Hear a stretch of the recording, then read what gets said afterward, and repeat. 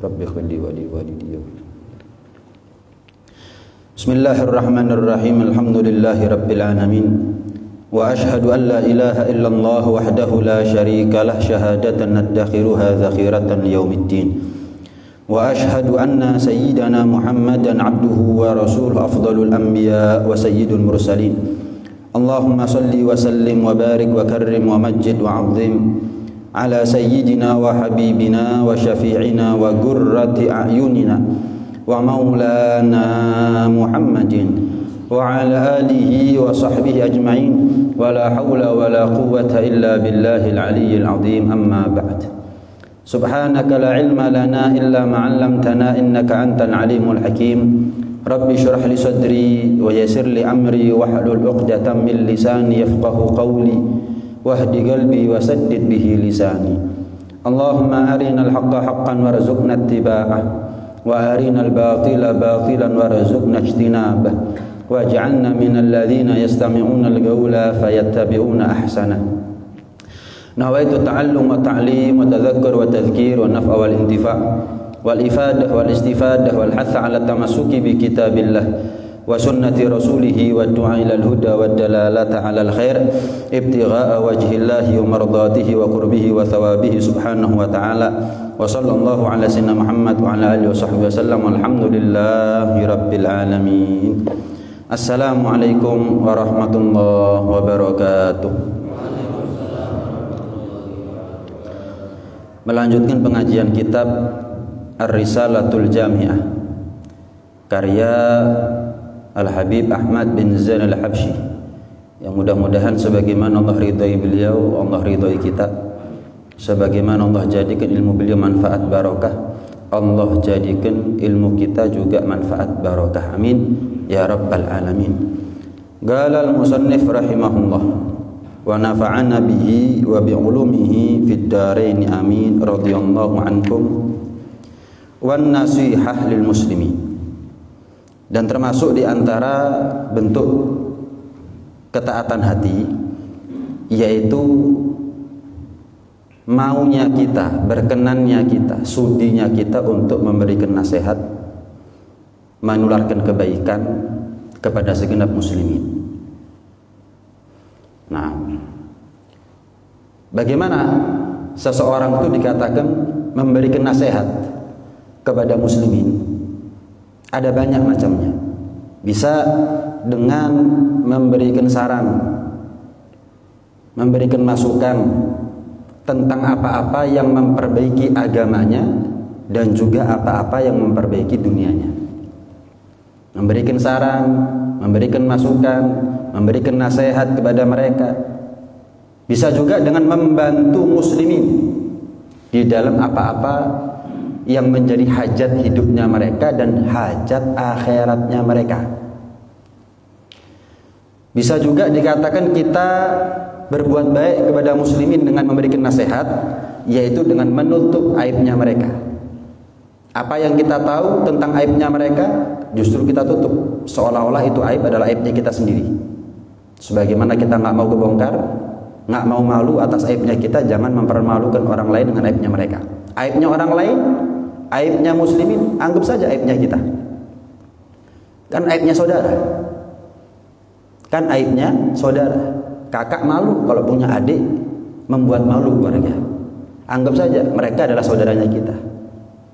Kalau kita mengaku bahwa satu sama lain di antara mukminin muslimin adalah saudara, maka tentu konsekuensinya adalah kita nggak mau mempermalukan saudara kita sendiri. Karena malunya mereka, malunya kita juga. Itu namanya an-nasihah lil muslimin, hiyazatul haq lil mansub, menularkan atau memberikan kebaikan kepada orang lain, menularkan atau memberikan kebaikan kepada muslimin.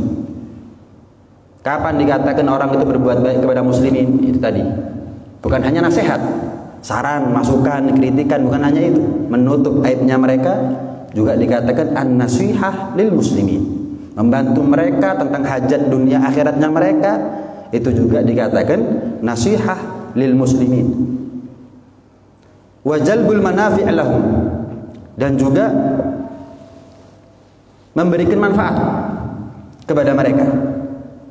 Kita memberikan manfaat apa yang kita punya, tenaga, pikiran, harta, cinta, dengan hatinya kita.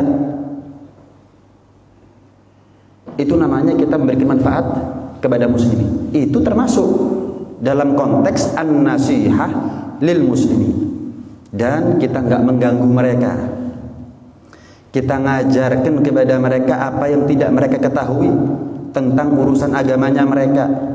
Kita membela harga diri mereka, membela harta mereka, membela nyawa mereka, darah mereka. Itu namanya an-nasihah lil muslimin. Kita beramar ma'ruf nahi munkar, itu tanda sayang. Itu namanya an-nasihah lil muslimin. Kita nggak mau orang lain celaka, masuk neraka, sehingga kita memberikan nasihat dan beramar ma'ruf nahi munkar kepada mereka. Itu adalah tanda bahwa kita nganggep mereka saudara. Ada kakak yang ridho kalau adiknya masuk neraka. Ada adik yang ridho kalau kakaknya masuk neraka. Kita satu sama lain diikat oleh Allah Subhanahu wa taala dengan ikatan iman. Innamal mu'minuna ikhwah. Satu saudara kita nih. Siapa yang ridho? Siapa yang rela? Siapa yang senang kalau ngaku satu saudara satu sama lain? Kapan saudaranya masuk neraka senang dia, bangga dia. Nggak ada. Innamal mu'minuna ikhwah. Ikatan keimanan ini lebih kuat daripada ikatan harta, ikatan jabatan, ikatan golongan, kelompok dan sebagainya. Kenapa? Itu ada kepentingan. Kapan enggak simbiosis mutualisme? Kapan kita hanya merasa dimanfaatkan? Mungkin pedot hubungan kita, enggak dulur-duluran mana. Tapi kalau ikatan atas dasar keimanan, ini adalah ikatan anugerah dari Allah Subhanahu wa taala. Tidak ada ikatan yang lebih awet, yang lebih kuat, yang lebih paten melebihi ikatan keimanan. Tanda bahwa kita terikat atas dasar iman adalah kita saling menyayangi satu sama lain, dunia pun akhirat. Dunianya mereka kita sayangi, akhiratnya mereka kita eman-eman. Kita beramar ma'ruf nahi munkar kepada mereka, memberikan nasihat kepada mereka. Itu adalah termasuk tanda kita sayang sama saudara kita sendiri. Dan termasuk tanda kita ini memberikan nasihat kepada muslimin adalah kita mencintai apa yang menjadi milik mereka. Kita mencintai atas mereka sebagaimana kita mencintai sesuatu apa yang ada pada diri kita. Apa yang kita mau, kita harapkan juga Allah berikan kepada mereka. Apa yang kita harapkan, apa yang kita cinta, itu adalah sesuatu yang kita harapkan, sesuatu yang kita mau, sesuatu yang kita cinta untuk orang lain, untuk muslimin semuanya. Kita mencintai mereka sebagaimana kita mencintai diri kita sendiri. Dan kita membenci sesuatu terjadi pada diri mereka sebagaimana sesuatu itu kalau terjadi pada diri kita. Bukan kalau orang kena musibah kita senang misalnya. Padahal sama-sama berimannya. Ini bukan tanda orang yang beriman. Orang yang beriman satu sama lain saling menganggap bahwa mereka adalah saudara. Karena itu dalam sebuah hadisnya Rasulullah sallallahu alaihi wasallam pernah bersabda, "Inna ahabba ibadillah ilallahi ansahuhum li ibadih." Hamba Allah yang paling dicinta itu adalah orang yang paling banyak menebar manfaat kepada orang lain. Baik dengan lisannya, nasihatnya, amar ma'ruf nahi munkarnya. Baik dengan hartanya, baik dengan sosial dakwahnya, apapun. Dan baik dengan pembelaannya. Kapan ada saudara kita muslimin yang dirugikan oleh orang lain, kita bela dengan kemampuan kita. Kalau kita ngerti hukum, bela misalnya.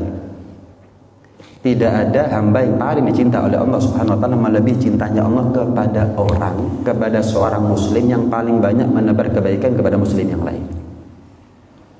Khairun nas anfa'uhum linnas. Sebaik-baik manusia adalah manusia yang paling bermanfaat bagi manusia yang lain. Itu adalah sebaik-baik manusia. Sebaik-baik manusia adalah orang yang paling dicinta oleh Allah Subhanahu wa taala. Khairun nas ansahuhum lahum wa syarrun nas aghashuhum lahum. Sebaik-baik manusia, kata sebagian tabi'in, adalah orang yang paling banyak menebar kebaikan kepada orang lain, baik dengan nasihatnya, lisannya, kemampuannya apapun. Dan seburuk-buruknya manusia adalah yang selalu menipu, menimbulkan kerugian, melakukan kejahatan kepada orang lain. Ini seburuk-buruknya manusia.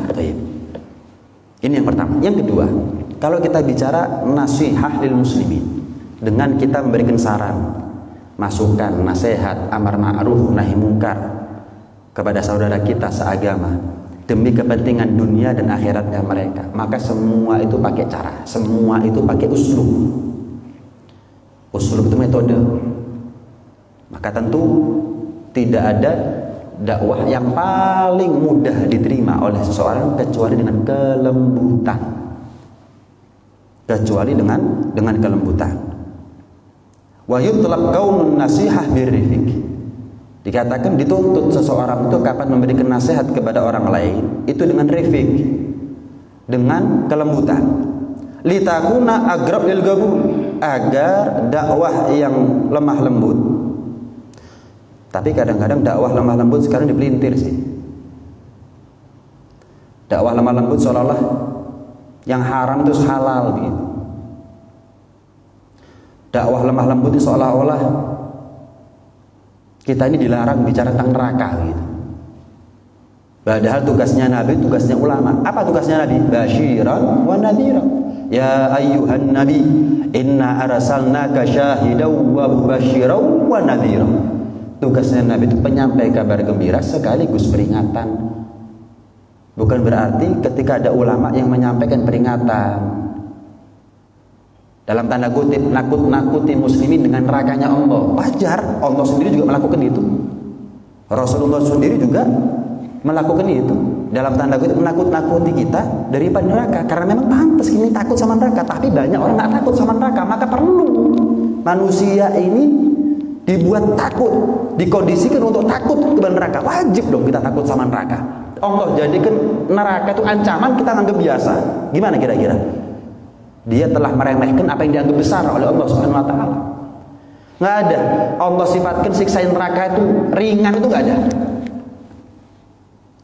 Allah sifatkan siksanya neraka itu selalu dengan kalimat-kalimat yang fatal, pedih, menyakitkan, dan seterusnya. Cuman masalahnya satu sama lain saling merasa paling benar sekarang. Yang dakwahnya lemah lembut mengatakan, wah ini orang dakwahnya ya meten-meteni wong tok, ceritanya nerokot tok. Ucapan ini kalau ditujukan kepada Nabi gimana? Bukankah Nabi juga bercerita tentang neraka, menakut-nakuti kita umatnya kepada neraka? Karena memang takut kepada neraka itu adalah kewajiban. Menganggap besar apa yang dianggap besar oleh Allah Subhanahu wa taala adalah kewajiban. Neraka dianggap besar oleh Allah. Siksanya dianggap besar. Bagaimana mungkin kita anggap siksanya neraka ini ringan? Bisa kufur. Waliyadu billah min dzalik. Kadang-kadang dengan dalih basyiru wala tunafiru, kasih kabar gembira, jangan buat orang itu lari. Loh. Memahami hadis jangan pakai nafsu, jangan pakai akal. Basyiru wala tunafiru, kasih kabar gembira. Kasih kabar gembira, jangan buat orang lari. Apa maksudnya jangan membuat orang lari itu? Memvonis. Kamu kalau begini, neraka. Atau nuting-nuting haram, atau membuat orang takut dengan agamanya dia sendiri. Sampaikan proporsional. Surga membahagiakan, penuh akan kenikmatan, abadi selamanya. Ketika bercerita tentang neraka, sampaikan juga dengan proporsional. Jangan sampai kita bercerita surga seolah-olah kita ini masuk surga, nggak ada neraka. Ya nggak bisa juga. Akhirnya orang menjadi ngenteng no syariat nanti. Sampaikan proporsional. Surga, nikmat, caranya masuk surga gimana? Begini. Lah kalau enggak, neraka, siksanya pedih. Siksanya pedih. Hati-hati. Siapa yang nggak takut sama siksa neraka? Ini maksudnya basyiru wala tunafiru. Lain kalau vonis, neraka, kafir, murtad, sesat. Wah, ini yang dikatakan tunafir, membuat orang jauh daripada agamanya dia sendiri, akhirnya jauh daripada Islam sebagai agamanya. Ini yang nggak boleh. Sampaikan proporsional. Ini tugasnya Nabi. Tugasnya Nabi itu adalah tugasnya ulama.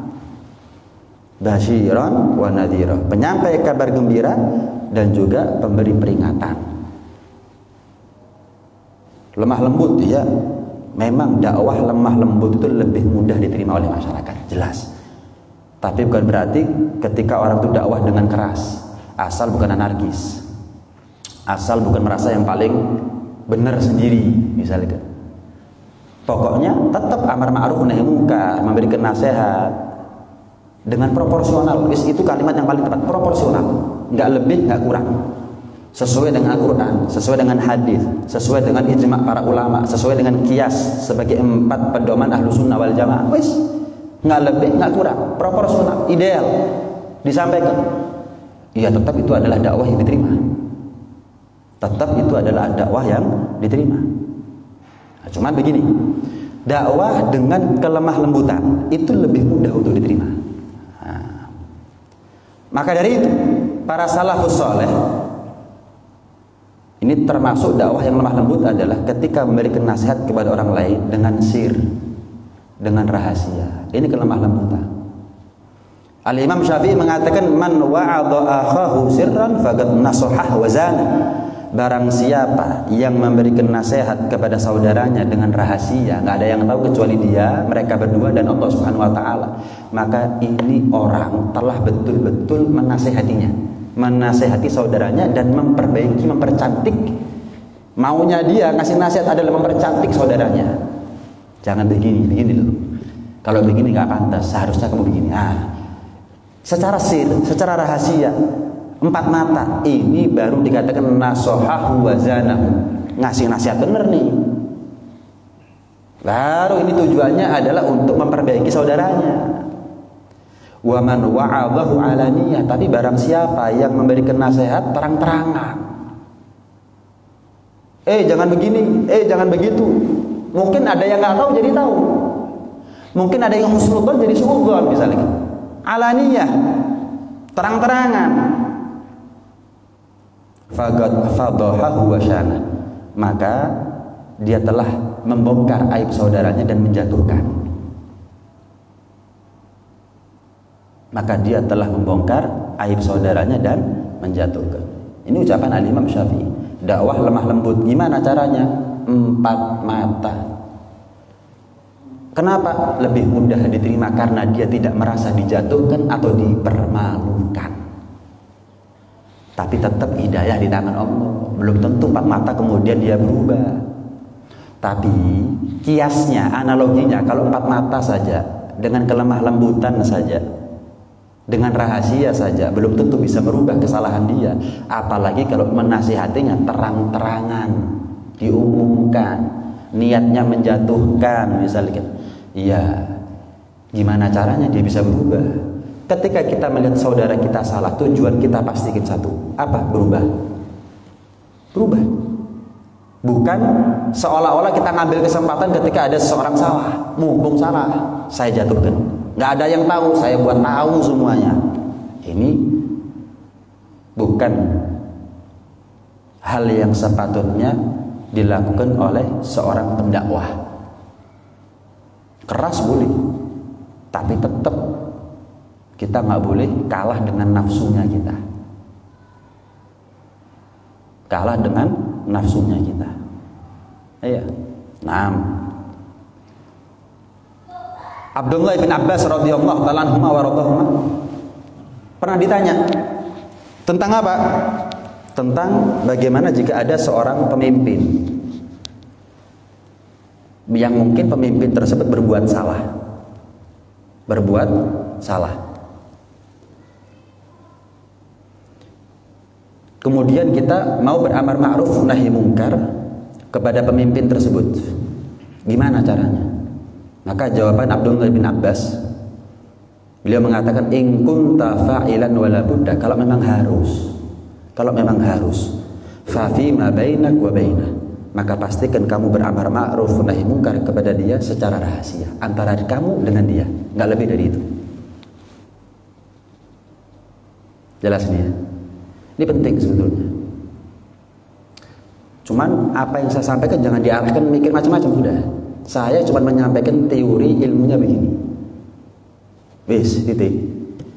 Nggak ada niat untuk A, B, C. Nggak ada. Pokoknya teorinya begini. Dan yang saya baca kitab. Bukan pemikiran saya, menurut saya, pendapat saya. Enggak. Saya baca adalah ucapannya ulama orang-orang soleh. Abdullah bin Abbas, Al-Imam Syafi'i, hadis-hadis Rasulullah sallallahu alaihi wasallam. Jelas. Nah, pernah diceritakan dulu ada seorang pemimpin yang diktator, namanya Ma'mun. Kalau nggak salah Ma'mun ini anaknya Harun ar-Rasyid. Cuma belajar, dulu pemimpin itu belajar sama ulama. Harun ar-Rasyid punya 2 anak, namanya Amin dan Ma'mun.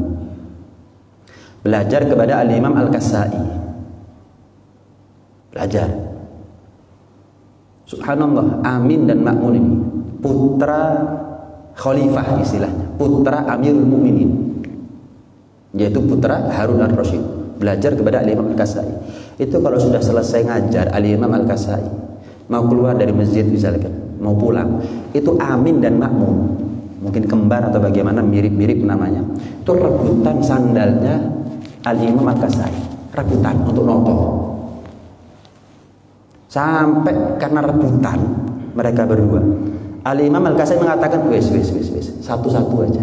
Yang kanan kamu Amin, yang kiri kamu Ma'mun. Walhasil ini ada cerita seorang Amirul Mukminin, seorang pemimpin namanya Ma'mun. Wallahu a'lam apakah ini Ma'mun putranya Harun ar-Rasyid yang saya ceritakan tadi atau bukan. Ma'mun, diktator, zalim. Ya. Akhirnya ada seorang ulama menasihati dia dengan kasar. Maka dikatakan oleh Ma'mun membantah. Ma'mun menjawab, ketahuilah, khairun minka wa adaman huwa syarrun minka. Ketahuilah, fulan. Ustaz, sebentar. Yang lebih baik darimu telah memberikan nasihat dan peringatan kepada orang yang lebih buruk daripada saya. Siapa itu? Nabi Musa kepada Fir'aun. Nabi Musa ketika beramar ma'ruf nahi munkar kepada Fir'aun, faqula lahu qawlan layyina. Musa, Harun, kata Allah, sampaikan apa yang hak adalah hak, batil adalah batil kepada Fir'aun, tapi dengan tutur kata yang lemah lembut. Fir'aun, Ma'mun nggak terima, diperlakukan dengan kasar dalam nasihat oleh seorang ustadz. Ngomong, ustadz, ada yang lebih baik darimu, menasehati dengan cara yang lebih baik kepada orang yang lebih buruk dari aku. Kamu ini ustadz, ini Nabi Musa. Saya misal dolim, Fir'aun lebih dolim.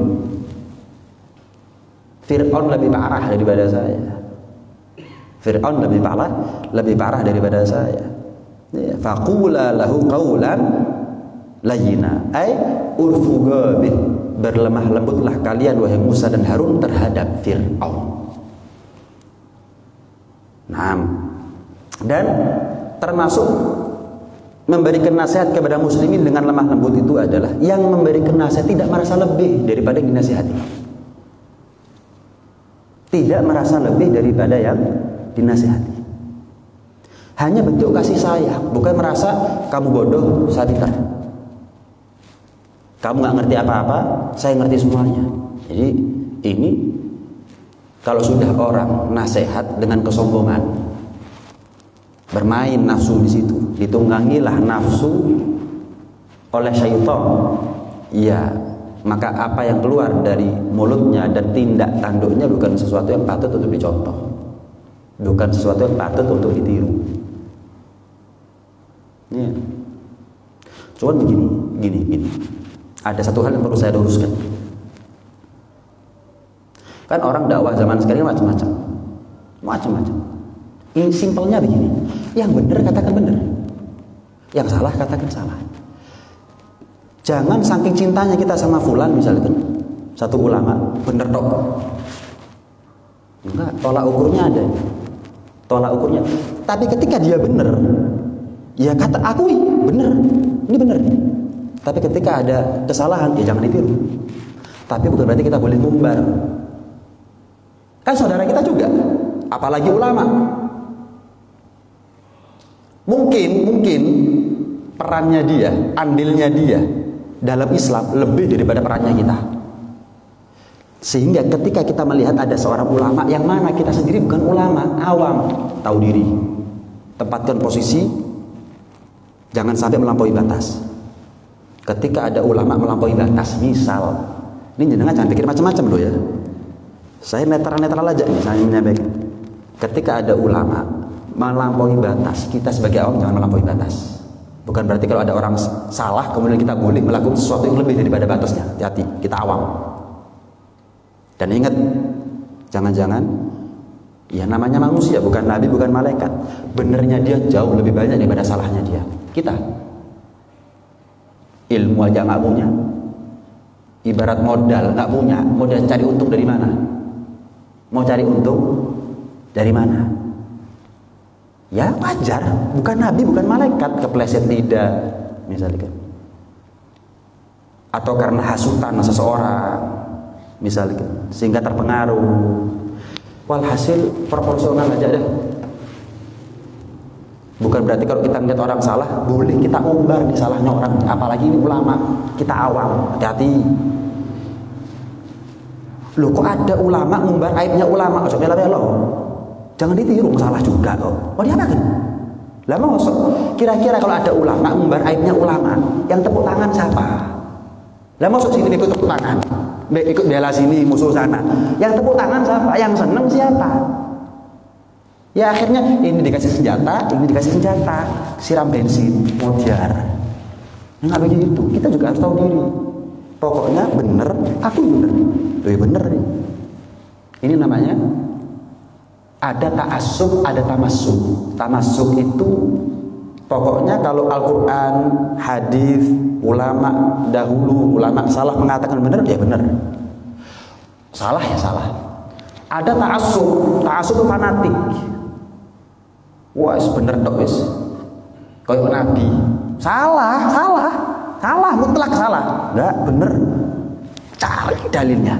Waduh, belani kesalahannya orang. Ini hati-hati, ini fanatisme.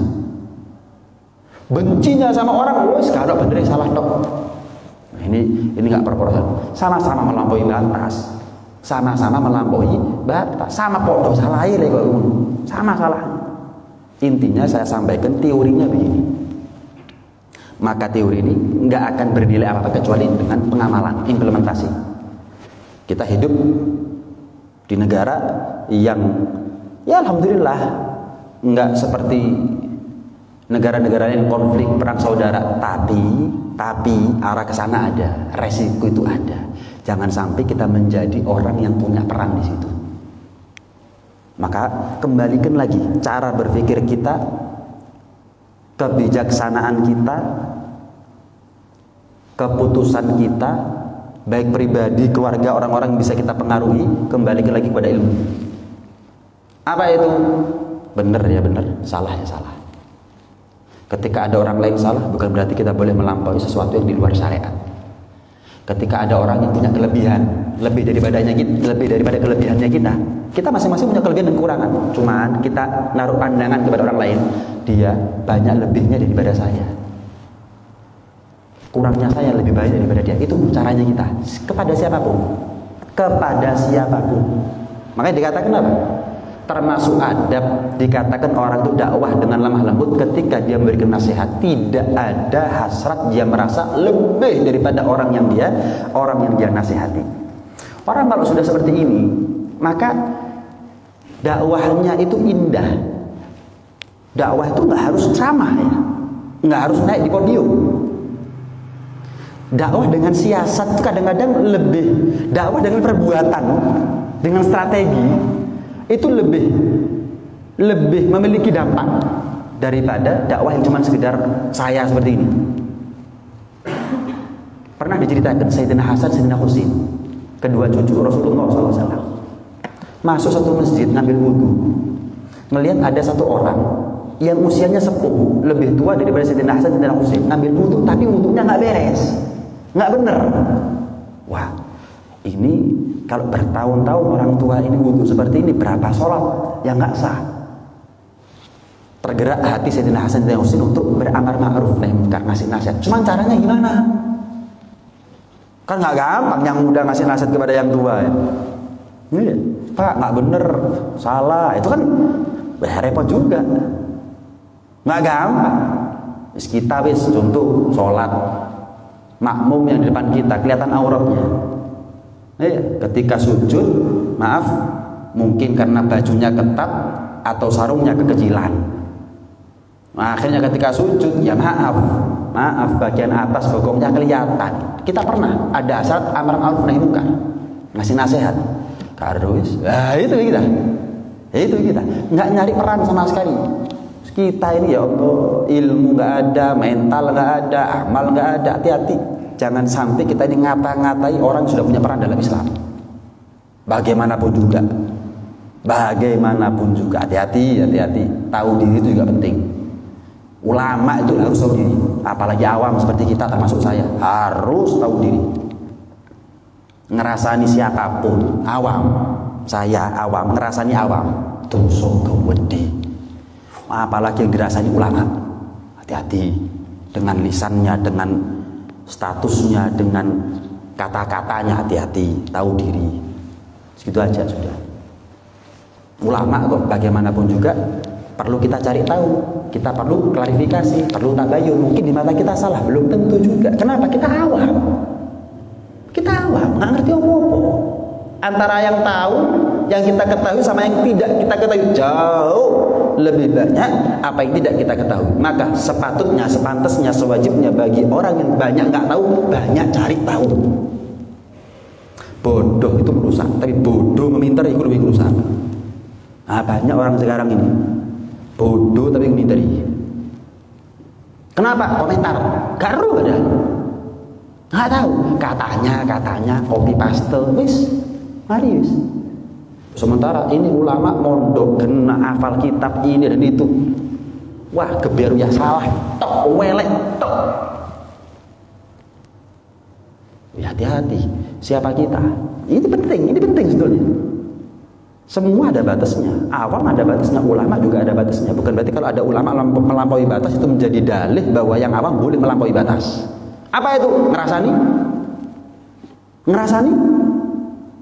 Ayo saya mau tanya, ngerasani hukumnya boleh dari mana? Ada memang perkara-perkara yang ngerasani orang itu boleh. Tapi dalam hal ini apakah boleh? Dalilnya dari mana coba? Hati-hati. Lu itu ada ulama fulan ngerasani ulama fulan, melo, salah, tetap salah. Walaupun satu kelompok sama kita, satu golongan sama kita, satu organisasi, salah. Beda golongan, beda organisasi sama kita, apakah tidak menutup kemungkinan mereka salah? Mereka benar. Orang yang beda golongan sama kita ada potensi benar.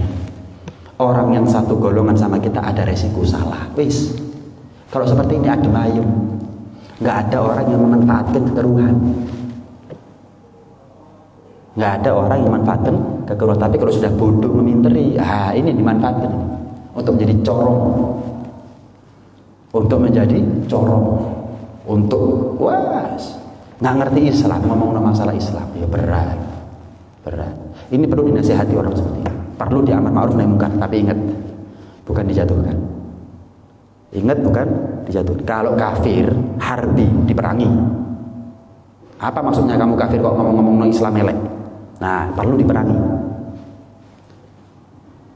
Bukan langsung diperangi juga sebetulnya masih. Bertahap. Apalagi muslim yang ngomong. Perlu untuk diajak ngomong empat mata. Kepleset lidah, apa salah paham, atau hasutan orang, atau bagaimana kamu juga bisa ngomong seperti itu. Itu lebih mudah diterima, walaupun akhirnya nggak diterima, nggak apa-apa. Kita kan nyari cara yang paling mudah untuk diterima, yang paling berpotensi untuk merubah dari salah menjadi benernya dia. Itu sudah. Walhasil Sayyidina Hasan dan Husain lihat ada orang tua wudhunya nggak beres, nggak bener, waduh, bingung. Akhirnya Sayyidina Hasan dan Husain bikin taktik untuk ngasih nasihat kepada orang tua tadi. Paman, kami tadi debat. Saya Hasan, ini Husin, kami kakak beradik. Saya Hasan mengatakan bahwa wudunya Husin salah, tapi Husin bilang wudunya saya salah. Gini aja paman, saya praktek wudu kepada di hadapan panjenengan. Nanti paman jadi jurinya ya. Yang benar wudunya siapa? Wudu Sayyidina Hasan dulu wudu kena putune Nabi. Cucuk langsung sudah, betul-betul cucuk, bukan keturunan cucuk. Wudunya kena. Setelah itu Sayyidina Husain wudu. Wes mari Sayyidina Hasan wudu, Sayyidina Husain wudu, tanya paman, yang salah wudunya siapa? Wudunya saya yang salah. Loh kan orang dakwah, oh ada orang salah, perlu dibenarkan, bukan dijatuhkan. Dibenerno, pasti dia berpikir dong, sebelum ngomong, sebelum dakwah, sebelum nasihat, amar ma'ruf, pasti dia pikir, ya apa caranya wong iki nrimo. Kan begitu. Lain kalau menjatuhkan. Kalau menjatuhkan sangat metune. Kebun binatang keluar semua kalau perlu. Kenapa menjatuhkan? Di depan umum. Nggak ada niat untuk merubah. Tobat atau ini salah ini. Dendam misalnya. Dan lain sebagainya. Rasulullah SAW pernah dibunuh pamannya Sayyidina Hamzah oleh siapa? Wahsy. Apakah Rasulullah benci sama Wahsy? Ojo sampai kalau mau Islam tak perangin tentean. Enggak, tetap didakwai dengan lemah lembut oleh Rasulullah. Kenapa? Islamnya Wahsy lebih saya harapkan daripada saya bunuh Wahsy. Rasulullah ada Yahudi digotong mati nangis. Tanya, "Dalah Yahudi ya Rasulullah?" "Iya, aku merasa gagal sudah mendakwahkan dia. Aku merasa gagal menyelamatkan dia." Mati kafir sih ditangis sama Nabi. Mati kafir sih ditangis sama Nabi. Dibunuh Sayyidina Hamzah oleh Wahsy. Tetap kan pernah saya ceritakan tuh Wahsy ngotot kalau ngomong sama Nabi, kurang ajar sebelum masuk Islamnya nih. Wih sama ingin itu Muhammad ini tetap jawab. Bahkan Allah turun tangan dengan ayatnya. Tetap dendam, jangan sampai terbawa arus kita. Tetap habis tobatnya dia, berubahnya dia, itu lebih kita harapkan. Salahnya dia menjadi benar, hidayah yang Allah berikan kepada dia lebih kita harapkan daripada kapok, jatuh kamu, terhina kamu, laknat, kemudian kalimat sumpah serapah yang keluar, doa jelek semuanya, padahal sama-sama muslimnya. Itu nggak ada sama sekali. Dalam kamus dakwah nggak ada sama sekali. Dalam kamus dakwah nggak ada. Nah, ya. Sehingga orang kalau dakwah, saya kepingin dia berubah, pasti sebelum dia ngomong pikir, yo apa carane dakwahku diterima. Masalah nggak diterima urusannya Allah, tapi nggak gerusak-gerusuk, nggak kesusu. Mikir di sini. Seperti gimana caranya paman ini berubah? Lek wudu kok ini terus tahunan, gak sah kabeh sholat tapi kok enggak sholat akhirnya. Dipikir, Hasan gimana? Husain gimana? Mikir sampai ketemu taktik tadi. Subhanallah jadi berubahnya. Itu hidayah dari Allah Subhanahu wa taala. Lah kalau yang paman tadi nggak tahu diri, mungkin dia sok jadi juri. Wah, aku direkani rek. Dianggap tahu. Wah, Hasan yang salah. Wah, Husain yang salah. Padahal awake dhewe yang salah. Ini penting sebetulnya, biar kita nggak gampang teradu domba juga sebetulnya. Biar kita nggak gampang dibentur-bentur karena jelas ya terus terang banyak sekarang ini terjadi di negara kita orang niatnya baik tapi ditunggangi, atau memang ada mengkhianat bangsa. Satu di antara dua ini sudah yang memperkeruh keadaan kita ini. Satu di antara pengkhianat, sekarang ngurus sementing duit, sementing bintang 4, bintang 5, level bintang 7, puyer. Mau orang mati berapa nggak ngurus, sing penting aku. Nah. Yang penting partainya saya. Nah. Mau melarat kabeh nggak ngurus, sing penting. Nah. Ada pengkhianat bangsa itu ada dari dulu sampai sekarang ada. Pengkhianat agama itu juga ada. Ada orang yang niatnya baik, cuman saking baiknya ditunggangi, mudah ditunggangi. Ulama mengatakan begini, kadang-kadang orang baik itu dianggap bodoh. Kadang-kadang orang baik itu dianggap bodoh. Tapi jangan sampai karena penilaian orang lain ketika kita baik dianggap bodoh, kemudian kita berubah guys. Aku tadi wong apik dianggap bodoh, gak api-apian guys. Jangan, tetap penilaian manusia. Tapi yang kita cari adalah penilaiannya Allah Subhanahu wa Ta'ala. Ini nasihat. Terakhir, termasuk an-nasihah lil muslimin, memberikan nasihat kepada muslim.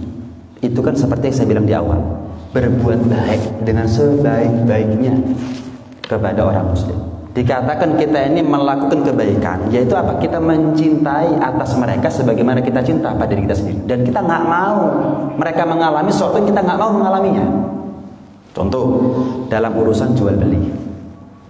Misal ada penjual barang, kulak harga 200 ribu, dijual 400 ribu, terus kita beli kita bawa ke rumah, ketemu sama orang, kok bagus ini barangnya, iya, berapa, beli berapa, 400 ribu, ngawur kon, diakali kon, larang ini mentok harganya 200 ribu, kamu beli 400 ribu, sopo sing dodol. Kira-kira ketika kita tahu, pegel nggak sama yang jual?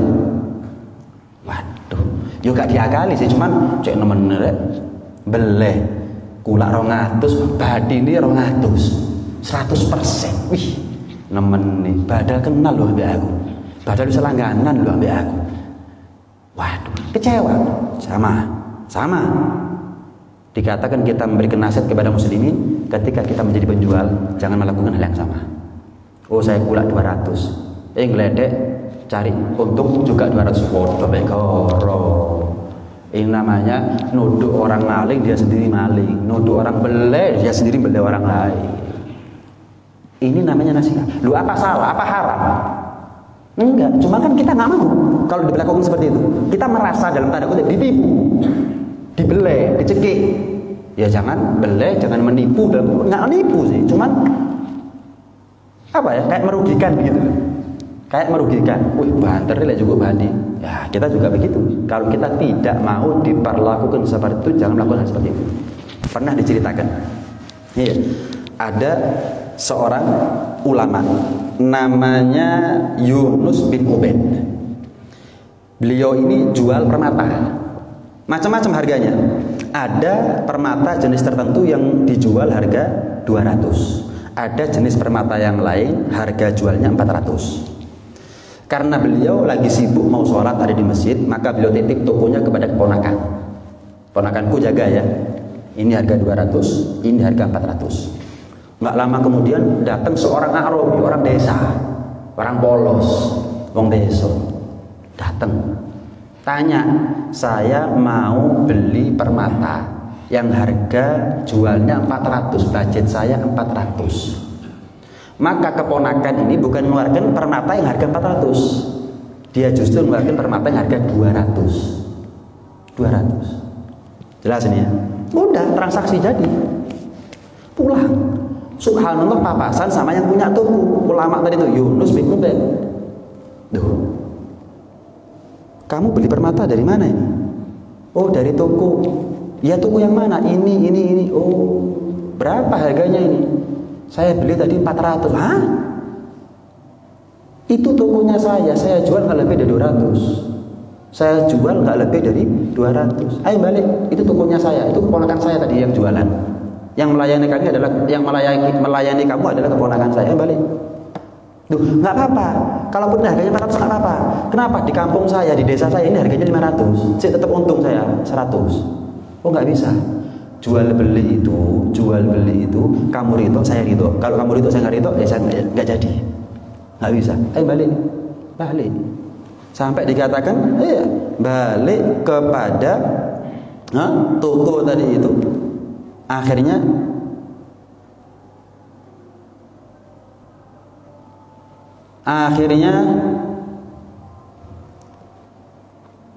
ditambahi, ditambahi dari 200, 400 tadi itu kan harganya 200 sebetulnya, ditambah lagi satu permata yang lain, jadi pas jangkep nilainya 200, wis pulang. Ini Yunus bin Ubaid ngamuk habis kepada keponakannya. Kira-kira cukup simpel, kata Yunus bin Ubaid, cukup simpel. Kira-kira kalau pembeli tadi itu orang desa itu kamu, keponakanku, gimana perasaannya kamu?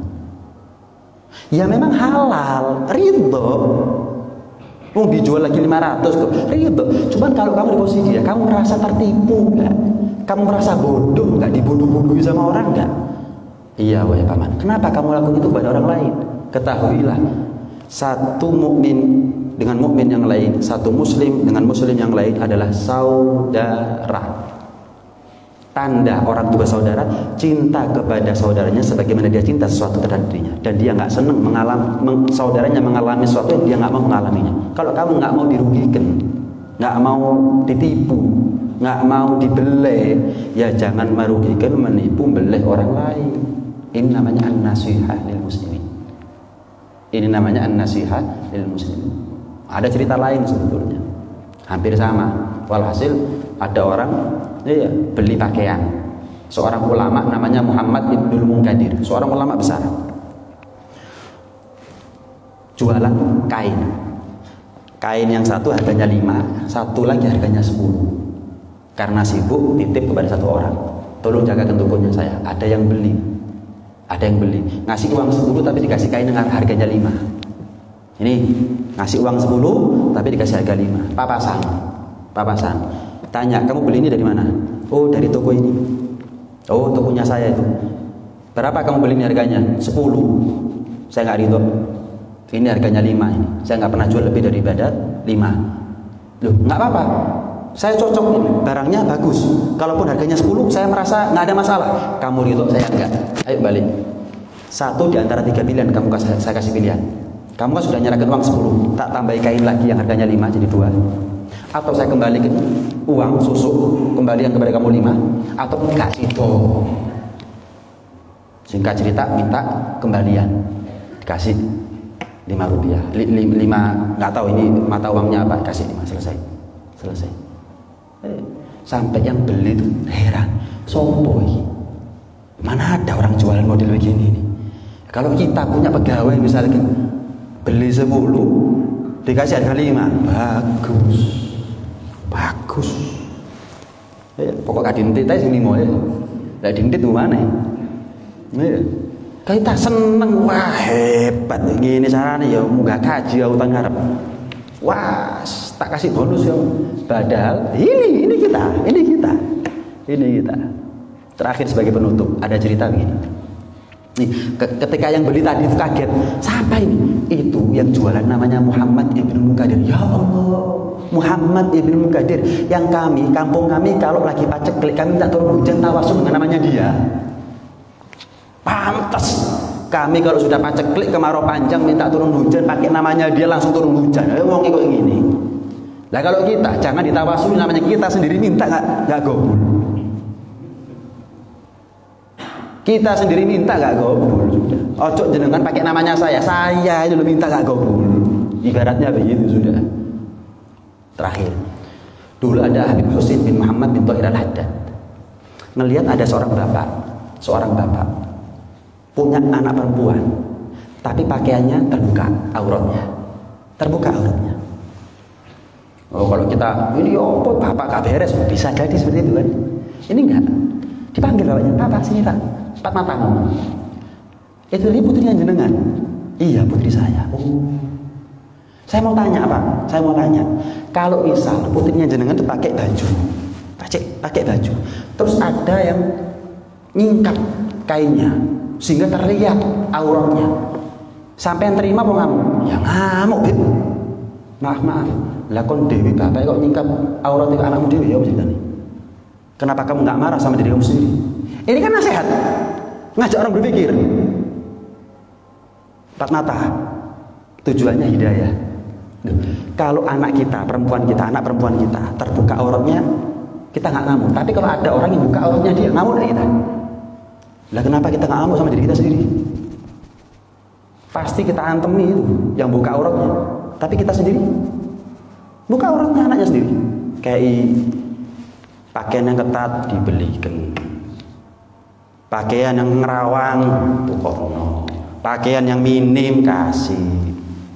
Tapi kalau auratnya dia dibuka sama orang lain, dibuka didelok tok, diintip tok, ngamuk kita. Ngamuk. Kita lebih zalim daripada orang lain. Kenapa? Antara dia sama anak perempuannya kita bukan siapa-siapa lah, kita ini bapak dewi, ibu dewi, sing buka aurat anak ibu dewi, bapak dewi. Malah anak sekarang kalau mau hubungan yang nahan-nahan ojo bapak ibu dewi, ojo hubungan kok serabi duwe anak wis gembrot awak hubungan. Lek saiki hubungan gak payu kerabi yo. La haula wala quwata illa billah. Anak dewi lho kepengin selamat, yang menghalang-halangi justru orang tuanya. Banyak apa enggak? Banyak. Anak sekarang kalau nggak ngapel atau diapeli, wong tua ini kepikiran kurang ganteng opo, kurang ayu opo, gak payu tapi, gak ada sing lirik. Normal nggak kamu ini? Oh malah ini berharap anaknya diapeli atau ngapel Sabtu. Malah seneng kadang-kadang kalau Sabtu pertama laki-laki A, Sabtu kedua laki-laki B, anakku saking ayu pacari papat. Ben Sabtu siji-siji. La haula wala quwata illa billah. Ya Allah, medsos anaknya kita. Apa yang mereka lakukan dengan TikToknya, dengan Instagramnya, dengan YouTube-nya? Apa mereka lakukan? Jangan-jangan mereka melakukan sesuatu yang naudzubillah memalukan kita. Mek guru ketemu. Naudzubillah. Kita ini kasep, kadung ngamuk kasep, ngamuk tapi kadung izin, ngamuk. Sekarang belum jadi apa-apa, nggak mau ngamuk, nggak mau hati-hati. Nih itu hadirin. Ini tentang pembahasan nasihat lil muslimin. Mudah-mudahan kita dikasih kuat oleh Allah Subhanahu wa taala, dikasih mental oleh Allah Subhanahu wa taala untuk bisa memberikan nasihat satu sama lain, saling cinta satu sama lain, berharap apa yang dimiliki oleh orang lain sebagaimana kita berharap sesuatu yang kita miliki, dan kita nggak mau menimpa saudara kita sebagaimana sesuatu itu kita nggak mau menimpanya atau mengalaminya. Mudah-mudahan kasih panjang umur, sehat walafiat, dalam keadaan taat kepada Allah, patuh kepada Rasulullah sallallahu alaihi wa ala alihi wasallam ala hadhihi niyyah wa ala kulli niyyah salihah wa ila hadratin nabi Muhammad sallallahu alaihi wa ala alihi wasallam bi sirri asraril Fatihah. A'udzu billahi minasyaitonir rajim. Bismillahirrahmanirrahim. Ar-Rahmanir Rahim. Maliki yaumiddin. Iyyaka na'budu wa iyyaka nasta'in. Ihdinas siratal mustaqim. ربنا انفعنا بما علمتنا رب علمنا الذي ينفعنا رب فقهنا وفقه أهلنا وقرابات لنا في ديننا مع الكتر أنثى وذكر ربي وفقنا وفقهم لما ترتضي قولا وفعلا كرما وارزق الكل حلالا دائما وأخل أتقياء علماء نحظى بالخير فكل شر ربنا صلح لنا كل شؤون وأقر بالرضا منك العيون واقض عنا ربنا كل الديون قبل أن تأتينا رسولا منون واغفر واستر أنت أكرم من ستر وصلاة الله تغشى المصطفى من إلى الحق دعانا والوفاء بكتاب فيه للناس شفاء وعلى الآل الكرام شرفاء وعلى صحب مصابيح الغرر اللهم اهدنا بهداك واجعلنا ممن نسارع في رضاك ولا تولنا وليا سواك ولا تجعلنا ممن خالف أمرك وعصاك وحسبنا الله ونعم الوكيل ولا حول ولا قوة إلا بالله العلي العظيم وصلى الله على سيدنا محمد وعلى آله وصحبه وسلم الحمد لله رب العالمين. الفاتحة. أعوذ بالله من الشيطان